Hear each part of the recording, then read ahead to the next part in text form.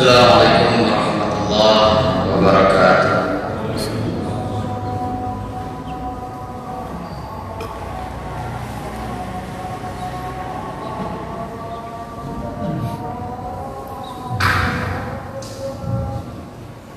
Allahu Akbar.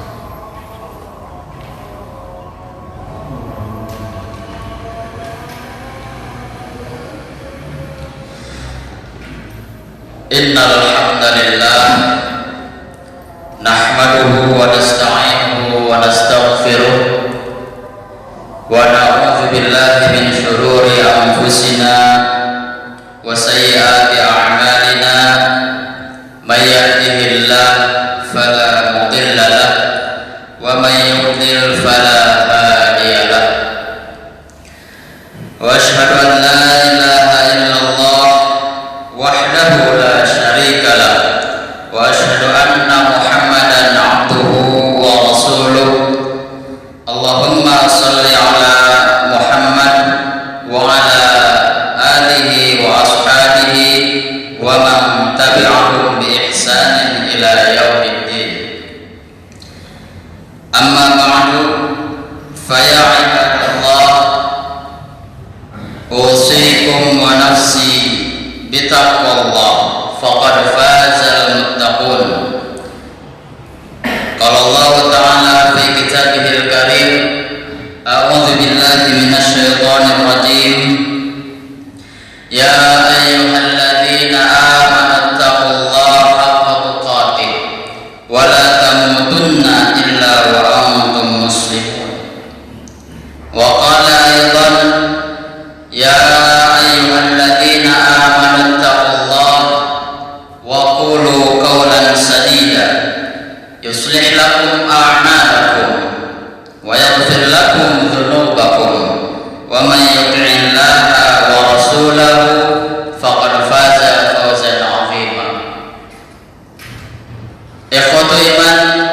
sidang jamaah Jumat rahimahumullah. Akhir-akhir ini kita digemparkan oleh negara kaum muslimin yang tidak henti-hentinya digempur, diserang, dizalimi, dibantai oleh negara lain, yaitu negara Palestina, yang sampai detik ini di wilayah Al-Aqsa terus dihujani oleh roket-roket Israel, terus dizalimi oleh tentara-tentara mereka. Bahkan masyarakat yang berada di sana tidak tenang untuk melaksanakan ibadah. Palestina adalah negara merdeka yang subur, makmur, negara yang menghasilkan hasil bumi, diantaranya adalah zaitun, kemudian anggur, kurma, dan kacang almond. Negara Israel yang sebelumnya adalah negara merdeka, kemudian datang penjajah dari Eropa ke Timur Tengah pada tahun 1914, dan hampir seluruh kawasan Timur Tengah dijarah oleh bangsa Eropa seperti Inggris, kemudian Prancis, Italia, Jerman, dan negara-negara yang lain yang ingin menguasai tanah Arab. Kemudian pada tanggal 16 Mei 1916 kita tidak boleh melupakan sejarah. Jas merah, jangan sekali-kali melupakan sejarah. Bahkan jas mewah, kita jangan sekali-kali melupakan sejarah dan dakwah. 16 Mei 1916, sebuah perjanjian rahasia antara Inggris dan Perancis digelar, kemudian ditandatangani. Perjanjian ini dikenal dengan perjanjian Sykes-Picot. Kemudian pada tahun itu juga yang berisi pembagian bekas wilayah Imperium Ottoman pada waktu itu di Timur Tengah yang dikalahkan oleh mereka. Walhasil Palestina masuk dalam bagian Inggris yang secara resmi menjadi wilayah jajahannya. Kemudian di tahun 1917, Menteri Luar Negeri Inggris yang bernama Arthur James Balfour membuat surat berisi 67 kata yang ditujukan kepada pemimpin komunitas Yahudi Inggris. Pada saat itu Yahudi masih berada di mana-mana, belum berada di Israel semuanya, masih terpecah belah. Yang bernama Walter Rothschild, yang isinya adalah dukungan penjajahan Inggris terhadap pendirian tanah air untuk orang Yahudi di tanah Palestina. Dan Inggris akan melakukan usaha yang terbaik untuk mewujudkan negara yang berada di kawasan tanah Palestina, yang hasilnya adalah setelah mendeklarasikan negara Israel di tanah Palestina pada tahun 1948 pada bulan 14 Mei, kemudian disitulah Zionis Yahudi memproklamasikan berdirinya negara Israel di tanah Palestina. Luar biasa. Orang-orang Yahudi atau Bani Israel yang tidak punya tempat tinggal pada zaman Nabi Musa, kita tahu mereka terlunta-lunta di atas gunung, pun itu gunung di kawasan Palestina. Tetapi pada tahun tersebut 1948, Zionis Israel memproklamasikan bahwasanya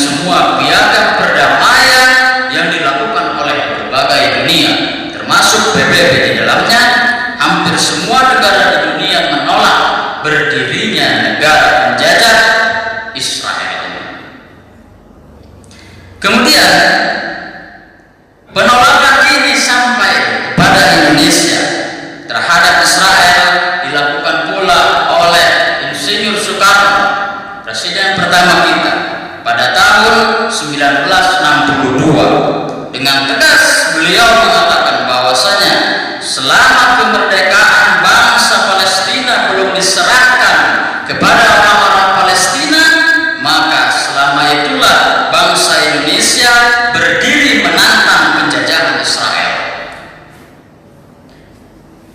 Kalau kita cinta damai, kemudian kita pun seorang negarawan, pasti tahu dan semestinya menolak tentang penjajahan yang dilakukan oleh orang-orang Israel, oleh Zionis Israel. Ikhwati iman dan jemaah Jumat yang sama-sama mengharapkan ridho serta maghfirah Allah Subhanahu wa taala. Dan penjajahan yang dilakukan oleh Israel lebih kejam daripada Nazi Jerman yang melakukan pembantaian terhadap Yahudi. Bahwasanya Zionis Israel merampas tanah milik rakyat Palestina. Sampai sekarang tinggal berapa persen masyarakat Muslim yang berada di Palestina, terutama di Gaza, di komplek Al-Aqsa yang sampai saat ini dikeruk masjidnya. Sampai saat ini alat-alat beko yang sudah mengeruk di dalam masjid atau di belakang masjid. Untuk apa? Yang mereka meyakini bahwasanya salah satunya adalah Al-Masih akan turun ke Masjid Al-Aqsa tersebut dan kerajaan-kerajaan mereka akan dibangun di sana. Kemudian mereka membantai, menyiksa masyarakat Palestina. Sangat banyak dokumen sejarah yang terus kita harus ingat tentang kekejaman mereka. Pada tahun 1982, Zionis melakukan pembantaian terhadap para pengungsi Palestina. Tidak tanggung-tanggung mereka membantai mencapai 3.500 korban jiwa di tanah Palestina. Kemudian yang kedua, dalam konflik Israel dengan rakyat Gaza pada tahun 2014 yang sedang ramai-ramainya pada waktu itu, bahwasanya menurut Kementerian Kesehatan Gaza sebanyak 1.880 warga Palestina tewas dan 10.000 warga Palestina lainnya cedera.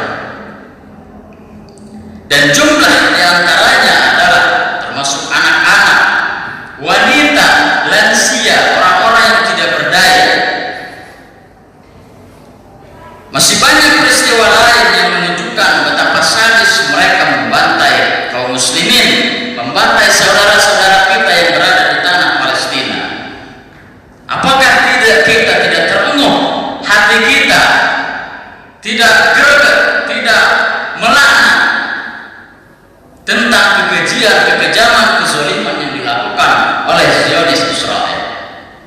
Ikhwati iman sidang jemaah Jumat rahimahumullah, bahwasanya Allah Subhanahu wa taala dan Rasulnya menjelaskan tentang keistimewaan, tentang tempat yang disucikan oleh Allah Subhanahu wa taala, yaitu Masjid Al-Aqsa, di mana kalau yang sudah pernah atau berkesempatan haji plus Aqsa, maka dia akan melihat komplek Al-Aqsa, di mana itu banyak ada beberapa masjid yang dibangun oleh Umar bin Khattab pada waktu itu.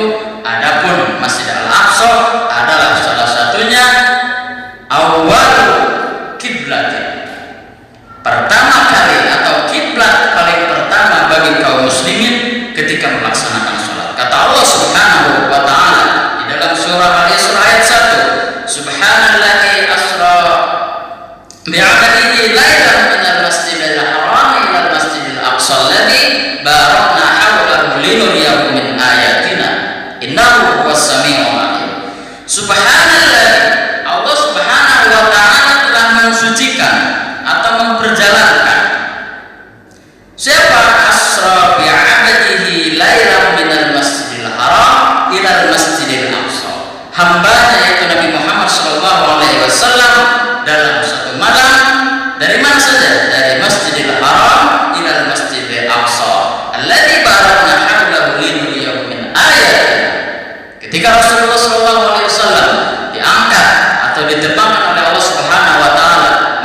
keberkahan bangkit atau keberkahan dimunculkan oleh Allah Subhanahu wa taala di lingkungan Al-Aqsa. Innahu huwas samiul basir, sesungguhnya Allah Subhanahu wa taala Maha mendengar lagi Maha melihat. Kemudian Masjid Al-Aqsa pun adalah masjid kedua yang dibangun setelah Masjidil Haram.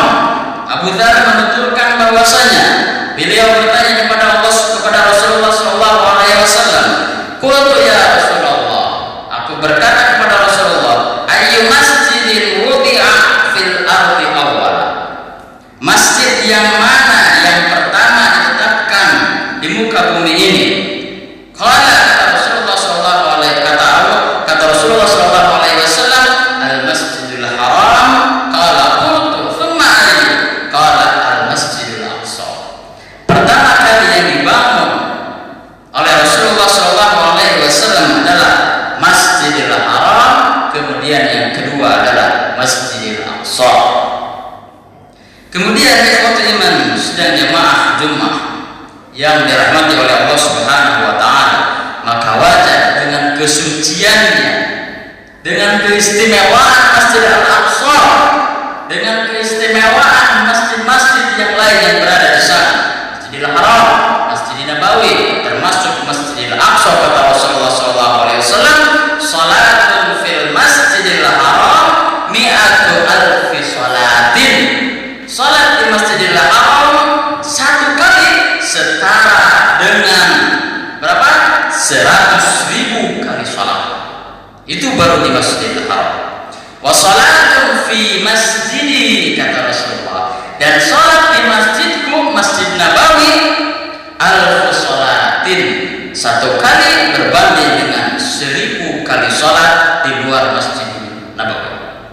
Wa fi Baitul Maqdis khamsumi'ati salatin, dan salat satu kali di Masjid Baitul Maqdis atau Masjid Al-Aqsa perbandingannya sama dengan salat 500 kali.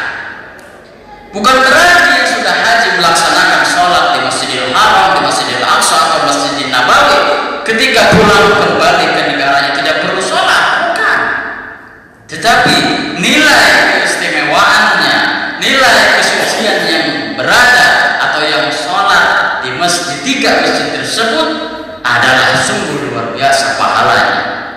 Mungkin dulu kita bolong-bolong sholat, tapi dengan telah melaksanakannya sholat di Masjidil Aqsa sebanyak satu kali, perbandingannya adalah pahalanya nilainya 500 kali sholat dibandingkan dengan kita sholat di luar masjid tersebut.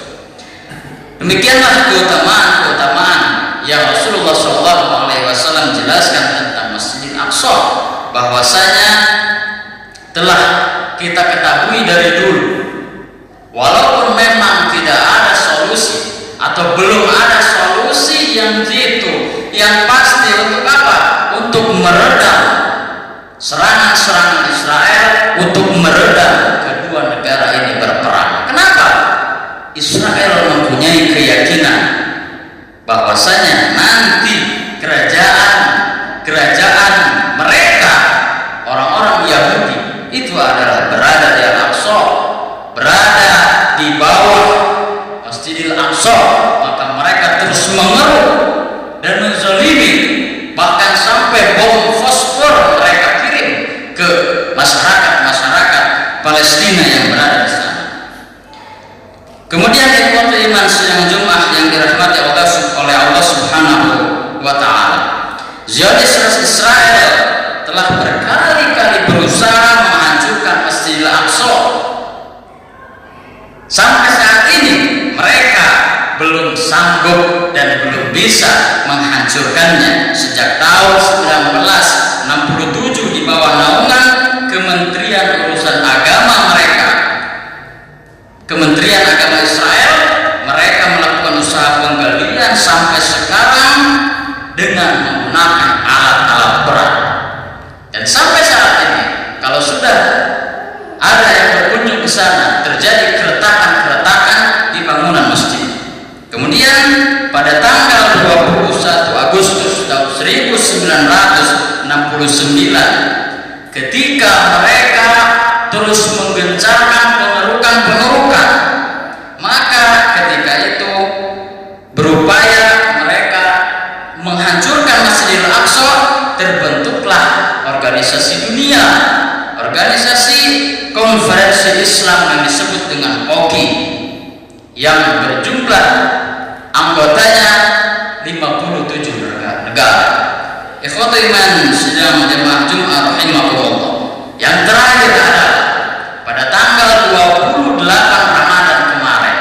Luar biasa kalau kita tengok media sosial, luar biasa ketika menengok televisi, apa yang terjadi pada malam atau pada tanggal 28 Ramadan 2021 ini. Israel menyerang jamaah Palestina yang sedang sholat di Masjidil Aqsa. Mereka tutup pintunya, mereka tembaki dengan peluru-peluru karet atau dengan peluru-peluru kejut, kemudian gas air mata. Sebanyak 200 jamaah pada waktu itu mengalami luka berat. Ikhwatu iman sidang jemaah rahimakumullah. Inilah keniscayaan, inilah fakta yang kita harus terus dengar, yang harus kita terus gaulkan, dan kita ajarkan kepada saudara kita, kita ajarkan kepada teman-teman kita yang belum tahu bahwasanya Palestina atau Masjidil Aqsa adalah masjid yang harus kita lindungi dengan segala keistimewaan yang telah Rasulullah SAW jelaskan kepada kaum muslimin. Ikhwatu iman sidang jemaah Jumat rahimahumullah. Maka itulah yang dapat disampaikan kalau kita seorang negarawan, kalau kita cinta damai. Kenapa hati kita tidak terlenyum? Jangan cuek, kemudian jangan acuh tak acuh terhadap saudara kita. Mungkin di Indonesia masih merasa aman, sahur kita kemarin aman-aman saja, melaksanakan Jumat masih aman-aman saja, tapi mereka melaksanakan Jumatan mungkin dengan membawa pistol, membawa laras panjang. Kenapa? Mereka bersiaga untuk apabila tentara Israel menyerbu masjid atau menyerang mereka. Ya Allah, mudah-mudahan mereka diteguhkan oleh Allah Subhanahu wa Ta'ala. Berikanlah kesabaran bagi mereka. Kata Allah Subhanahu wa Ta'ala banyak sekali di dalam Al-Quran menjelaskan surga menanti bagi mereka. Mungkin mereka lebih baik dari kita. Peperangan yang terjadi, kezaliman yang Israel buat kepada masyarakat mereka, mudah-mudahan ini menjadi kafarat dosa dan orang-orang yang meninggal menjadi syuhada di sisi Allah Subhanahu wa Ta'ala. Aqulu qouli hadza wa astaghfirullah li wa lakum.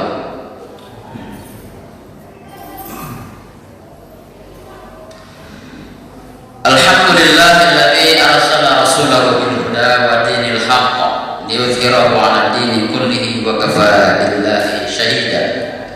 Wa asyhadu an la ilaha illallah wahdahu la syarika lah wa asyhadu anna Muhammadan 'abduhu wa rasuluh, amma ba'd. Kemudian ikhwatu iman dan jemaah Jumat yang dirahmati oleh Allah Subhanahu wa Ta'ala. Terus bagaimana kita cara berinteraksi dengan mereka, kemudian berempati kepada mereka? Apakah hanya dengan doa? Mungkin saja, karena kita jauh kaum muslimin yang ada di sana dan kita di sana. Minimal sedekah yang kita keluarkan, harta yang kita berikan kepada mereka bisa mengurangi beban mereka. Mereka mengharapkan adanya bantuan dari kaum muslimin dari negara-negara Islam lainnya. Ikhwatu iman sidang jemaah rahimahullah. Mudah-mudahan sedekah kita juga dari manapun kita berikan lewatinya, mau dari ormas-ormas mana saja, yang penting sedekah yang kita berikan diniatkan untuk kaum muslimin yang berada di sana. Mudah-mudahan ini memperingan beban mereka yang berada di sana. Mari kita berdoa, menundukkan kepala dan berdoa dengan ikhlas kepada Allah Subhanahu wa Ta'ala. Mudah-mudahan Allah Subhanahu wa Ta'ala meneguhkan hati-hati mereka, hati-hati kaum muslimin, para pejuang yang berada di Palestina. Ya ayyuhalladzina amanu taqullaha haqqa tuqatih wa la tamutunna إلا وأنتم مسلمون الحمد لله رب العالمين حمدا يوافي نعمه ويكافئ مزيدا يا ربنا لك الحمد ولك الشكر كما ينبغي لجلال وجهك الكريم وعظيم سلطانك اللهم صل على محمد وحبيبنا وشفيعنا ومولانا سيد الأولين والآخرين ورضي الله تعالى عن كل صحابه ورسول الله أجمعين اللهم أعز الإسلام والمسلمين وأذل الشرك والمشركين وانصر عبادك الموحدين اللهم أنجِ المؤمنين في بلاد فلسطين خاصة وفي أنحاء بلدان المؤمنين عامة يا رب العالمين اللهم اشدد وطأتك على كفار يهود إسرائيل وشركائهم اللهم شتت شملهم وفرق جمعهم واهزمهم وزلزل الأرض من تحت أقدامهم اللهم انصر إخواننا المستضعفين في فلسطين اللهم فك ريب أسرارهم وفرج عنهم كربهم اللهم اشف مرضاهم وقوي عاجزيهم اللهم أعنهم على بلائهم وهون عليهم يا مولانا يا رب العالمين ربنا لا تجعلنا فتنة للذين كفروا واغفر لنا ربنا إنك أنت العزيز الحكيم اللهم ارفع عنا الغلاء والوباء والربا والزنا والزلازل والمحن وسوء الفتن ما ظهر منها وما بطن عن بلدنا هذا خاصة وعن سائر بلاد المسلمين برحمتك يا أرحم الراحمين ربنا اجعل هذا البلد آمنا واجنبنا وبنينا أن نعبد الأصنام رب اجعل هذا بلدا آمنا وارزق أهله من الثمرات من آمن منهم بالله واليوم الآخر ربنا تقبل منا إنك أنت السميع العليم ربنا آتنا في الدنيا حسنة وفي الآخرة حسنة وقنا عذاب النار سبحان ربك رب العزة عما يصفون وسلام على المرسلين والحمد لله رب العالمين والسلام عليكم ورحمة الله